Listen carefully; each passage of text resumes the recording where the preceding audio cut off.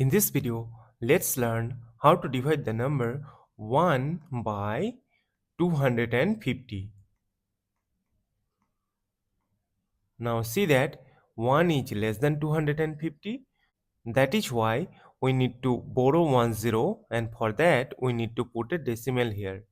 And before this decimal we will put a 0 here.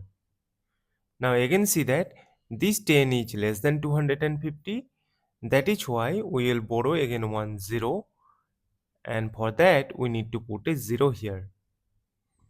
Now again see that this 100 is also less than 250. That is why we will again borrow one zero, and for that we need to put a 0 here also. And now we know that 250 times 4 is equal to 1000. Subtract, we get a 0.